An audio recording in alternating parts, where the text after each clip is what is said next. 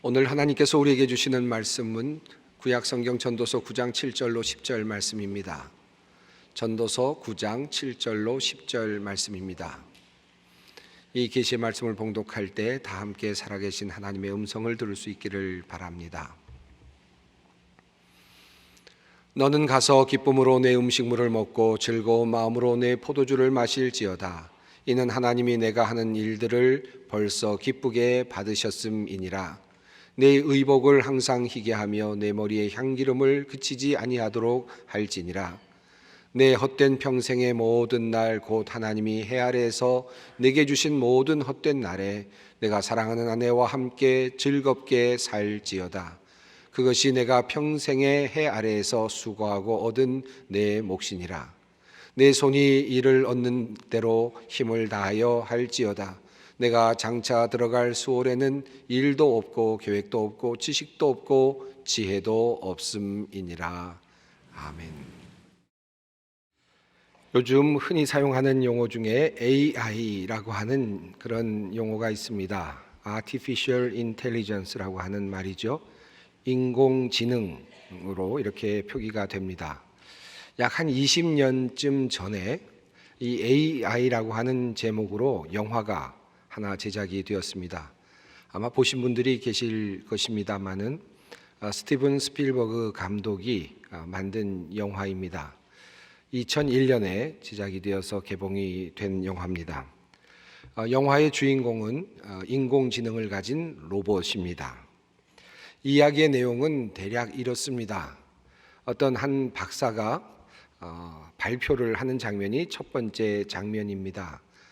이제 새로운 로봇을 만들 수 있는 단계에 도달했다라는 그런 발표와 함께 이제는 감정을 가진, 사랑할 수 있고 사랑을 받을 수 있는 마음을 가진 그런 인공지능 로봇을 만들 수 있는 단계가 되었다라고 하는 그런 이야기가 이제 첫 부분 영화에 등장합니다. 그리고 두 번째 장면은 어느 날 장면이 바뀌면서 이제 어느 부부의 모습이 나옵니다. 그 부부에게는 몹쓸병에 걸려서 지금 병상에 누워 있는, 사실은 병상에 누워 있는 것이 아니라 냉동실에 들어 있는 그런 아이가 있습니다.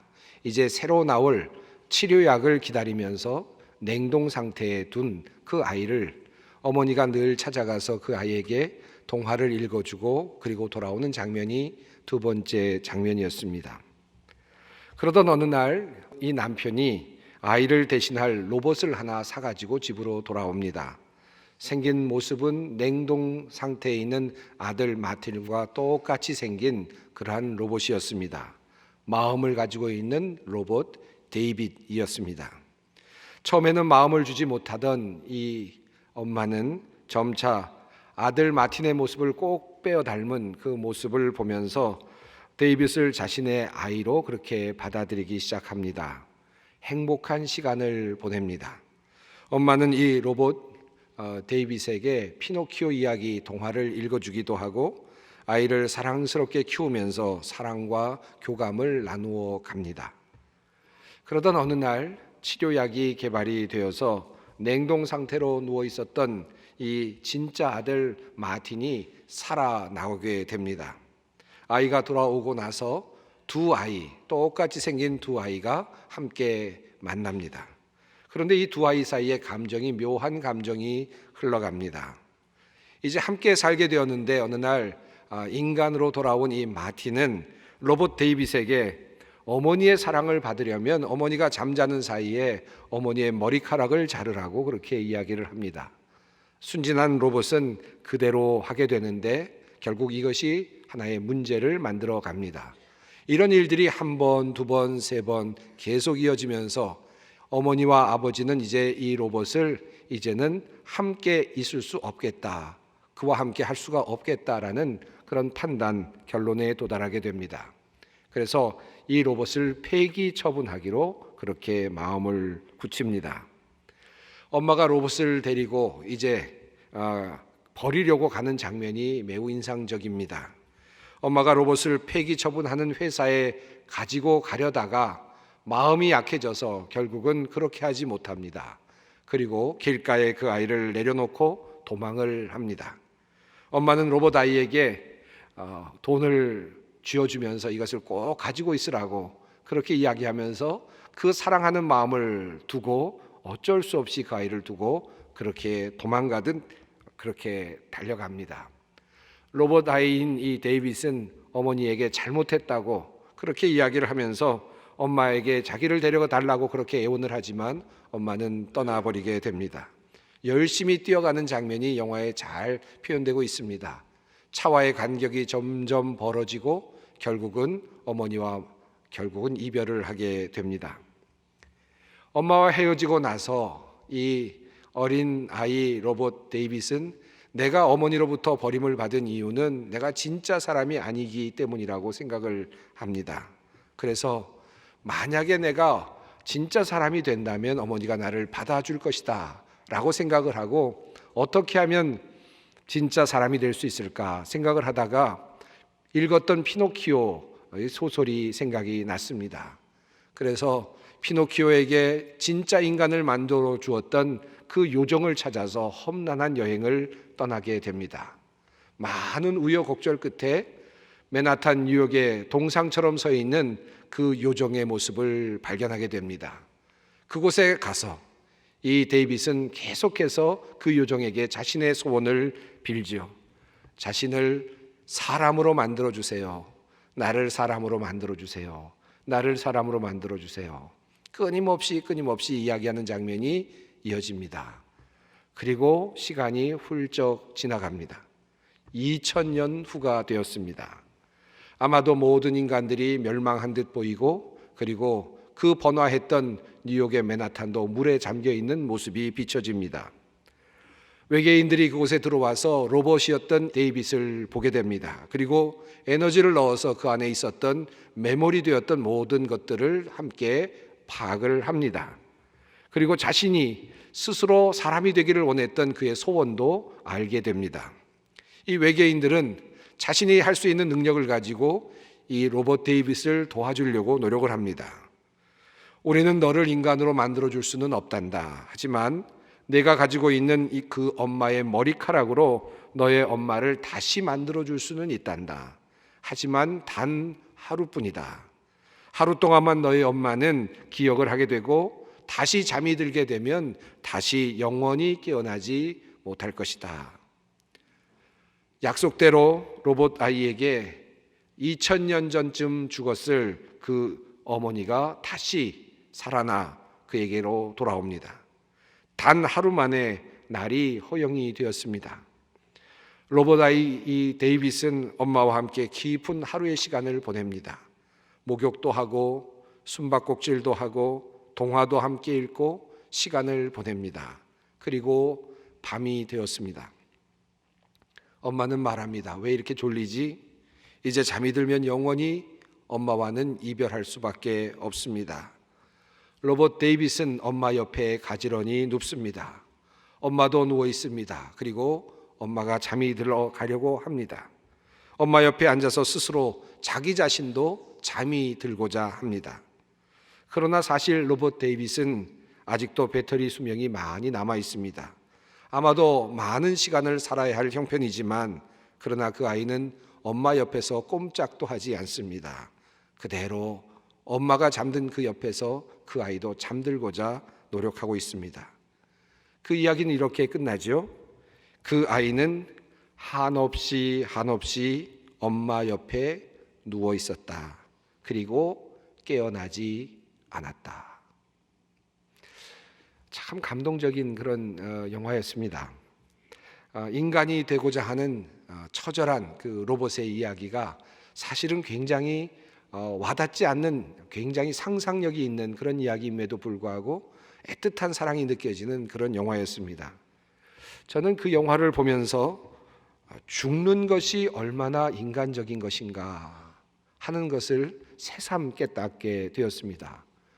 로봇은 죽고 싶어도 죽지를 못하는데 인간의 가장 큰 특징 중에 하나가 바로 죽는 것이구나 하는 사실을 깊이 느끼게 되었습니다. 그 당시에 나왔던 영화 중에 비슷한 영화가 하나 있었는데 바이센테리얼 맨이라고 하는 그런 영화입니다. 아마 보신 분들이 계실 것입니다. 200년 동안을 살아가는 그런 로봇에 대한 이야기입니다. 여기도 로봇과 인간에 대한 이야기가 나옵니다. 근데 이 로봇과 인간은 사랑에 빠지는 그런 로봇과 인간의 모습입니다. 한 여인을 이 남자 로봇이 만나게 됩니다. 사랑을 느끼게 되는데 그만 사랑을 고백하지 못하고 제대로 사랑을 나누지 못하고 그만 그 여인이 늙고 결국은 죽게 됩니다. 많은 시간이 흘러서 손녀딸이 태어나는데 그 여인의 손녀딸이 태어나는데 그 여인이 마치 그 할머니를 너무 꼭 빼닮아서 그 아이와 사랑에 또 새로운 젊은 여인과 사랑에 빠지게 됩니다. 이번만큼은 사랑을 놓치지 아니하리라. 그렇게 생각한 이 로봇은 자기 스스로가 이제 인간이 되려고 노력을 하죠. 나름대로 열심히 노력을 하는데 인간이 되려니까 어떻게 해야 됩니까? 자기 속에 있는 장기들을 인간의 장기로 대체합니다. 유한한 장기로 대체를 하는 것입니다. 이제 인간이 되었는가 싶었는데 안 된다는 것입니다. 왜냐하면 머리가 아직도 이 컴퓨터로 되어 있기 때문에 안 된다는 것입니다. 그래서 결국은 스스로 인간이 되기 위해서 자신의 머리도 바꿉니다. 스스로 죽어가도록 프로그램을 바꾸고 로봇이 슬슬 까먹기도 하고 실수를 하기도 합니다. 머리카락이 빠지기도 하고 늙어갑니다. 이런 과정을 거쳐서 로봇은 열심히 인간이 되고자 노력합니다. 당시에 비슷한 영화들이 많이 나온 것 같습니다만은 특히 앞서 말씀드린 이 두 편의 영화는 모두 다 참 인간이 되고자 하는 로봇의 이야기들입니다. 저는 영화 평론가도 아니고 또 영화를 그렇게 좋아하는 편은 아니지만 이 두 영화를 보고서 참 많은 생각에 잠긴 적이 있습니다. 이것은 바로 인간은 어떤 존재인가 하는 그런 질문입니다. 로봇이 감정을 가질 수도 있고 무한한 정보력을 저장할 수도 있고 영원히 살아갈 수도 있을 그런 세상을 이미 예견하면서 이런 환경 속에 살아가는 우리 인간은 도대체 누구인가? 그런 인간은 도대체 어떤 존재인가 하는 질문이 생겨나기 때문입니다. 19세기에서 20세기를 거치면서 우리는 이성과 과학이 주도하는 세상을 경험해 왔습니다. 과학과 의학은 우리에게 멋진 미래를 약속해 주는 듯 보였습니다. 테크노피아의 세계, 유토피아의 세계를 우리들에게 열어 보여주었습니다. 이성이 지배하는 인간의 모습을 보여주었고 그리고 계몽적인 인간의 모습을 보여주었습니다. 그때 우리는 인간의 능력이 얼마나 위대하고 큰지를 보았습니다. 100층짜리 빌딩도 만들어낼 수 있고 우주선을 만들어 달로 쏘아 올릴 수도 있는 인간을 보았습니다. 로봇을 만들어낼 수도 있고 그리고 인간의 질병을 모두 정복할 수 있을 것 같은 그와 같은 희망적인 모습을 인간 속에서 발견했습니다. 그러나 오늘 21세기에 들어서 우리에게 던져주는 인간의 모습은 그와는 매우 대조적인 모습입니다. 오늘날 인간을 정의할 수 있는 인간다움이란 인간의 육체적인 측면입니다. 인간이란 사랑하고 그리고 인간이란 늙어가고 인간이란 죽어가는 존재라는 사실입니다. 우리가 무엇을 정의할 때 비교를 함으로써 정의할 수 있죠. 옛날에는 우리는 인간을 정의하려고 할 때 동물들과 비교하면서 인간을 정의해 왔습니다.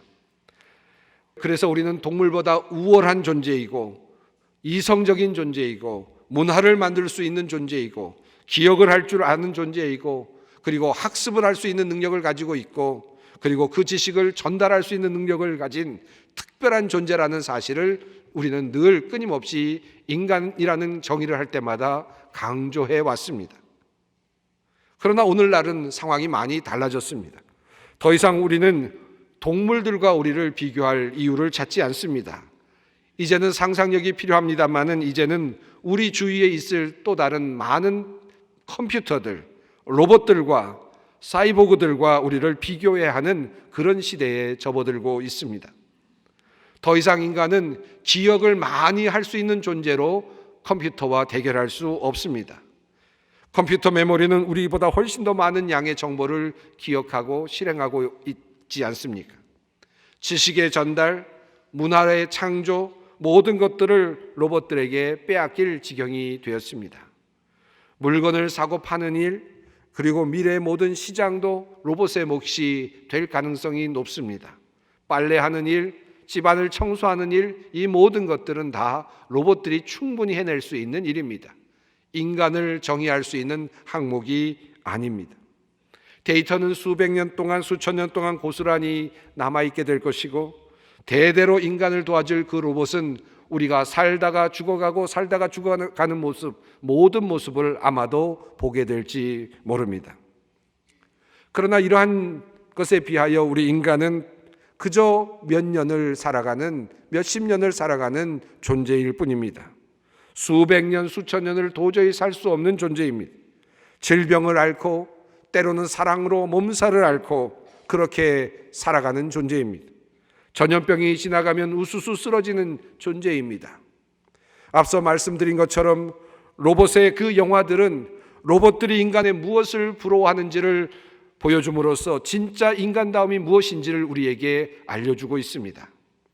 그들이 부러워하는, 미래의 로봇들이 부러워하는 인간은 바로, 인간다움은 인간의 유한성입니다. 인간의 사랑입니다. 늙고 병들어가고 그리고 죽기도 하는, 사랑하고 아이를 낳고 그리고 때로는 절망하고 때로는 희망하는 그런 역동적인 삶을 살아가는 유한한 인간입니다. 흙에서 나왔고 그래서 흙으로 돌아가는 인간입니다.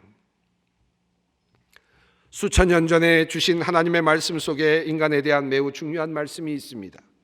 육체가 원래 왔던 흙으로 돌아가고 숨이 그것을 주신 하나님께로 돌아가기 전에 내 창조주를 기억하여라. 전도자가 말한다. 헛되고 헛되다. 모든 것이 헛되다. 무엇을 인간이라 하는가? 인간의 육체는 원래 왔던 흙으로 돌아가는 것이고 그 숨결은 그것을 주신 하나님께로 돌아가는 것이다. 이것이 인간이다. 이것을 인정하는 것이 중요합니다. 그러므로 전도서 8장은 우리에게 이렇게 말씀합니다. 나는 생을 즐기라고 권하고 싶다. 사람에게 먹고 마시고 즐기는 것보다 더 좋은 것이 세상에 없기 때문이다.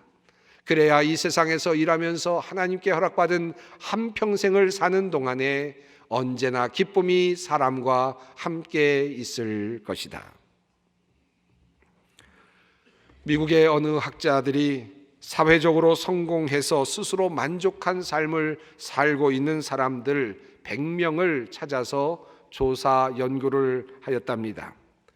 학자들은 성공한 사람들의 공통점을 찾으려고 했습니다. 100명을 철저히 인터뷰한 후에 그 모든 데이터를 컴퓨터 안에 넣었습니다. 그리고 결과를 찾았습니다. 그런데 결과는 처음에는 무척 실망스러웠답니다. 겉보기에는 눈에 띄는 특별한 공통점들이 없었기 때문입니다. 어떤 사람은 중학교를 중퇴하였고 어떤 사람은 박사학위를 가지고 있었습니다. 어떤 사람은 좋은 부모를 만났고 어떤 사람은 그렇지 못했습니다. 어떤 사람은 스스로 가난했지만 그렇게 살다가 자수성가한 사람들이었습니다. 그런 사람들이 모두 어느 날 인생의 마지막 부분에서 성공을 했고 스스로 만족한 삶을 살고 있었습니다. 한 가지 눈에 띄는 결과가 있었답니다. 100명 중에 70명이 작은 도시 출신이었다는 것입니다. 인구 15,000명 이하의 도시에서 태어난 사람들이 비교적 만족한 삶을 살고 있다라고 하는 일부 결론을 얻었습니다. 그렇게 마무리를 하려던 중에 마지막 부분에서 매우 중요한 결론을 하나 얻게 되었다는 것입니다. 100명 모두에게, 대부분의 사람들에게서 발견되는 공통적인 특징이 발견되었답니다. 이 연구팀이 발견해낸 것은 이 100명 모두가 다 어떤 환경에서든지 좋은 것을 찾는 사람들이었다는 것입니다. Good finder였다는 뜻입니다. 자기 안에서 좋은 것을 찾아내려는 사람, 이웃 안에서 좋은 면을 보려는 사람, 어떠한 환경에서도 좋은 것을, 좋은 모습을 찾아내려고 했던 사람들, 그런 사람들이 만족할 만한 성공적인 삶을 살더라라는 그러한 연구의 결론이었습니다. 성경도 우리에게 이렇게 권면하고 있습니다. 지금은 하나님이 내가 하는 일을 좋게 보아주시니 너는 가서 즐거이 음식을 먹고 기쁜 마음으로 포도주를 마셔라. 너는 언제나 옷을 깨끗하게 입고 머리에는 기름을 발라라. 너의 헛된 모든 날 하나님이 세상에서 너에게 주신 덧없는 모든 날에 너는 너의 사랑하는 아내와 더불어 즐거움을 누려라.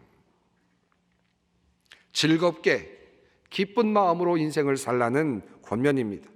아내와 더불어 남편과 더불어 즐겁게 인생을 살라는 주님의 말씀입니다. 성경 어느 곳에서도 하나님은 공부 좀 해라 라고 말씀하지 않으셨습니다. 성경 어느 곳에서도 하나님께서는 강을 건너기 위해서 다리를 좀 만들어라 라고 말씀하지 않으셨습니다. 도시를 이루기 위해서 큰 빌딩을 한번 만들어 봐라 라고 명령하지 않으셨습니다. 이것은 하나님께서 우리 인간들에게 요구하신 것이 아닙니다. 우리가 다리를 놓고 빌딩을 세우고 과학을 연구하는 모든 이유들은 우리가 생각하기에 그것이 인간다운 것이라 생각하기 때문입니다. 물론 우리의 이러한 생각 때문에 우리는 과거보다 더 편한 삶을 살아갈 수 있습니다. 그러나 이것이 정말 인간다운 것인가? 정말 하나님이 원하시는 인간다움인가? 하는 질문은 다시 던져볼 필요가 있습니다. 우리가 결혼을 합니다. 사랑하는 두 사람이 만나서 아이를 낳고 살아갑니다. 이들의 결혼에서 가장 중요한 것은 인간과 인간 사이의 사랑입니다. 사랑을 나누고 사랑을 배우고 사랑을 전수합니다. 이것이 하나님께서 가정을 세우신 목적이고 하나님께서 원하시는 우리의 삶의 방식입니다. 누가 하나님께서 좋은 집을 마련해 살라고 말씀하지 않으셨습니다. 돈을 많이 벌라고도 하나님은 말씀하지 않으셨습니다. 하나님은 우리들에게 따뜻한 가정을 만들어 보라는 말씀을 주십니다. 하나님께서는 아름다운 가정을 만들어 보라는 명령을 주시는 것입니다.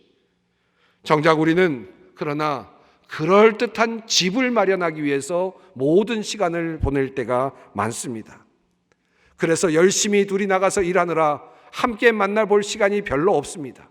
열심히 일하다 보니 집에 들어와서 서로 짜증을 부릴 때가 많습니다. 사랑을 나누지 못하고 집을 얻기 위해서 온갖 노력을 다합니다. 그리고 결국은 집을 얻게 되는데 그때는 아이들도 다 결혼해서 나가고 이제는 두 사람만 썰렁하게 남습니다. 도리어 그 집을 지키느라 힘이 듭니다. 도리어 따뜻한 가정을 이루어 보지도 못하고 집만 덩그러니 남는 경우들이 많이 있습니다. 사랑하는 여러분, 결혼하여 생활하고 계시는 분들이 있습니까? 즐거운 결혼 생활을 하십시오. 깊이 사랑하고 사랑을 표현하십시오. 육체적이 되십시오. 육감적이 되십시오. 즐겁게 결혼의 삶을 누리십시오. 독신으로 살아가는 분이 있습니까? 홀로 살아가는 이 시간을 하나님께 감사하십시오. 그것을 즐기십시오. 결혼하였으나 아이가 없는 분이 있습니까? 왜 아이가 생기지 않나 하고 초조해하는 삶이 아니라 그저 걱정하지 말고 두 사람만 있는 것 행복하게 생각하고 그 삶을 즐기십시오. 그 복된 시간을 만끽하십시오. 아기가 생겨서 이제 복잡해지고 여러 가지 힘든 일들이 생겼다고 걱정하시는 분들이 있습니까? 아기가 자라는 동안에 보내주는 놀라운 애교에 만족하십시오. 그것으로 기뻐하십시오. 그리고 그것을 누리십시오. 그 시간도 잠시 주어질 뿐입니다. 저도 마찬가지지만 여러분도 마찬가지이실 것입니다. 지나간 시간들을 돌아보면 참으로 후회스러운 일들이 참 많습니다. 왜 그렇게 많이 걱정하고 왜 그렇게 많이 생각하며 살았는지, 왜 그렇게 목적을 가지고 살았는지, 그런데 돌이켜보니 그때가 참 좋았다라고 생각되는 날들이 얼마나 많습니까? 근데 그때는 정작 그렇게 살지 못했죠. 다시 돌아가면 내가 이제는 정말 행복하게 살리라, 행복하게 가정도 꾸미고 행복하게 아이들도 키우고 그렇게 살리라 생각이 되지만 그 시간은 이미 다 지나가 버렸습니다. 그러나 아직도 희망은 있습니다. 우리는 여전히 현재라고 하는 귀한 시간이 있습니다. 세상에서 너에게 주신 그 모든 날의 즐거움을 누리라. 이것이 오늘 하나님께서 우리에게 주시는 말씀입니다. 이것이 바로 인간다움입니다. 나의 처지가 어떠하든지 그 일에서 즐거움을 누리며 살아가는 것이 하나님의 귀한 뜻입니다. 그러나 이것이 쾌락주의로 흐르거나 허무주의로 흘러서는 안 됩니다. 막 살라는 뜻이 아닙니다. 절망과 허무 속에서 살라는 뜻이 아닙니다. 그러므로 본문 10절 말씀은 이렇게 우리들에게 증언합니다. 내가 어떤 일을 하든지 내 힘을 다해서 하여라. 내가 들어갈 무덤 속에는 일도 계획도 지식도 지혜도 없다. 전도자는 어떤 일을 하든지 라고 말합니다. 무슨 일이어도 좋습니다. 무슨 일이어도 상관없습니다. 그러나 그 일을 최선을 다해 하라는 말씀입니다. 어떤 결과를 이루라는 명령도 없습니다. 다만 힘을 다해 일하라는 것입니다. 최선을 다할 뿐입니다. 이것이 하나님의 명령이요, 우리를 향한 하나님의 따뜻한 사랑의 권면입니다. 즐겁게 그림을 그리는 것, 즐겁게 음악을 연주하듯이, 행복하게 나에게 주신 몸을 움직이면서 춤을 추듯이 하나님께서 나에게 주신 그 현장을 즐기는 것입니다. 삶을 예술로 만드는 것입니다. 오늘 하루를 기쁜 날로, 축제의 날로 변모시키는 것입니다. 하나님께서 나에게 주신 그 시간을 즐거움이 가득 찬 현장으로 만들어내는 것입니다. 전염병 때문에 집에 갇혀 있다고 생각하십니까? 종일 하나님께서 나에게 주신 그 시간을 만끽하십시다. 즐겁게 지내십시다. 일이 없습니까? 그 시간 하나님께서 주신 가족과 함께 즐거움을 누리십시다. 축제로 만드십시다. 기쁘게 만들어 보시자는 말씀입니다. 우리의 삶을, 현재를 예술로 바꿔보자는 말씀입니다. 억지로 해서는 안 됩니다. 마약이나 술에 의지해서 그 쾌락을 만들어 갈 수 없습니다. 하나님께서 주신 이 육체와 시간을 가지고 좋은 것들을 발견해 내는 것입니다. 오늘은 나에게 조금 너그러워지는 하루였으면 좋겠습니다. 수고해서 나를 축하해 주면서, 나에게 축하의 박수를 보내주면서 즐거움을 누릴 수 있는 하루 어떻습니까? 가족들 함께 모여서 우리 함께 이렇게 사랑하고 있는 이 사랑하는 가족 함께 축하해 주고 뜨거운 사랑을 나눌 수 있는 그런 날이 오늘이었으면 어떻습니까? 부모들이 아이를 키우면서 정말 아이들이 자라기를 원하는 것이 무엇입니까? 부모님들이 정말 원하는, 아이들에게 원하는 바가 무엇입니까? 그것은 아이들이 마음껏 살아가는 것이죠. 아이들이 자기가 하고 싶은 대로 살아가는 것입니다. 그런데 그렇게 하지 못할까 봐 걱정이 돼서 공부하라고 하고, 그거 안 될까 봐 직장 찾아야 된다고 하고, 대학에 들어가야 된다고 하고, 무엇인가 계속 이야기하는 것 아닙니까? 실제로 원하는 것은 나의 아이가 마음껏 살아가는 것입니다. 하나님도 그렇습니다. 하나님도 우리가 마음껏 살아가기를 원하십니다. 직업을 바꾸려는 어떤 친구가 저에게 찾아와서, 어떤 젊은 청년이 저에게 찾아와서 나름 좋은 직업을 갖고 있음에도 불구하고 직업을 떠나고 자기가 직업을 바꾸고 싶다는 이야기를 했습니다. 무슨 일을 하고 싶은가? 라고 물었더니 파티 플래너가 되고 싶다는 것입니다. 조금은 이상하게 느껴졌는데 금방 수긍이 되었습니다. 파티 플래너라고 하는 말을 하는 순간 그의 눈동자가 흔들렸습니다. 눈이 반짝반짝거렸습니다. 좋아하고 있다는 느낌이 저에게 확 들어왔습니다. 그래서 제가 그렇게 얘기했습니다. 네가 좋아하는구나. 그러면 해봐라. 즐겁게 해봐라. 하나님께서 축복해 주실 것이다. 그렇게 이야기를 했습니다. 아마도 잘 해내리라고 생각합니다. 즐겁게 살아가는 것이 중요합니다. 무엇을 인간이라 합니까? 태어나고 병들고 어려움도 당하고 그리고 죽어가는 것이 인간입니다. 우리는 그것을 인간이라 말합니다. 홍수에 해를 당하기도 하고 지진에 함몰되기도 하고 전염병에 우수수 넘어지기도 하고 또 다시 병에서 일어나서 다시 일어서기도 하는 인간. 그러나 언젠가는 흙으로 돌아가게 되는 인간. 그 존재를 우리는 인간이라 말합니다. 사랑하고 고통을 나누는 존재, 이 특별한 존재를 우리는 인간이라 부릅니다. 우리가 어디에 있든지 우리의 단계 속에서 삶을 충실하게 경험하고 그리고 삶을 기쁘게 살아가는 귀한 성도 여러분들이 되시기를 바랍니다. 기도하겠습니다. 자비로우신 사랑의 하나님, 우리에게 주신 귀한 날들을 기쁘게 살기 원합니다. 서로 뜨겁게 사랑하고 즐거움으로 채우며 기쁨으로 모든 일을 하면서 하나님께서 우리에게 주신 귀한 시간들을 채워가기를 원합니다. 먼저 인간으로서 인간답게 살게 하시고 인간의 생명이 다하는 그날엔 주님께서 미리 준비하여 주신 그 나라의 기쁨으로 이르게 하옵소서. 아름다운 시간들로 가득한 우리의 인생이 되게 하옵소서. 예수님의 이름으로 기도드리옵나이다. 아멘.